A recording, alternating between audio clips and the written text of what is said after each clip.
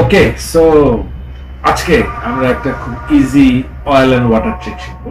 Oil and water trick হলো ওইগুলা যেখানে লাল কালো মিক্স করে দিবেন আবার একসাথে হয়ে যায়। সো দেখেন এখানে আমার কাছে তিনটা রেড কার্ড আছে আর তিনটা ব্ল্যাক কার্ড আছে। আমি এখন এদেরকে মিলাবো। সো আমি একটা রেড, একটা ব্ল্যাক, একটা রেড, একটা ব্ল্যাক, একটা রেড, একটা ব্ল্যাক অল্টারনেট করে রাখলাম। But you see if I use slab, এখানে এখন তিনটাই রেড, দিস থ্রি আর ব্ল্যাকস।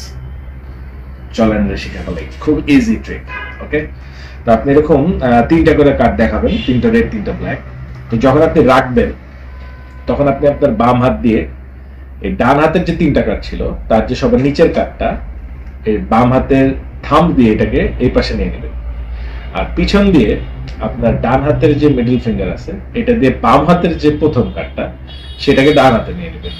অর্থাৎ জিনিসটা হবে এরকম। সো ইন স্লো মোশন এরকম। বাট এই মুভটা আপনি করবেন রিস্ট কিল করার সময়। রিস্ট কিল বলে এটাকে, অর্থাৎ আপনি যখন আপনার রিস্টটাকে এরকম ঘোরাবেন ওই সময় মুভটাকে এক্সিকিউট করবেন।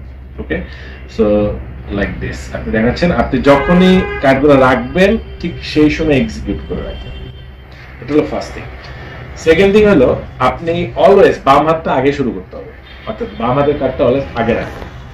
ওকে, দুইটা এখানে কি কনসিডারেশন, নাম্বার ওয়ান এখানে তিনটা করে কার্ড থাকতে হবে, আর নাম্বার টু এই সুইচটার পরে আপনি বাম হাতটা আগে রাখবেন, তাহলে এটা অলওয়েজ ওয়ার্ক করবে। দেখেন এই যে এইভাবে সুইচ করে রাখলেন। সো এখানে একটা ব্ল্যাক, এটা একটা রেড, যদিও এটা একটা ব্ল্যাক, এখানে একটা ব্ল্যাক। সো তিনটা ব্ল্যাক পরপর হয়ে গেল, তারপরে তিনটা তো রেড হবে। সো আই থিঙ্ক আমি বুঝাইতে পারছি।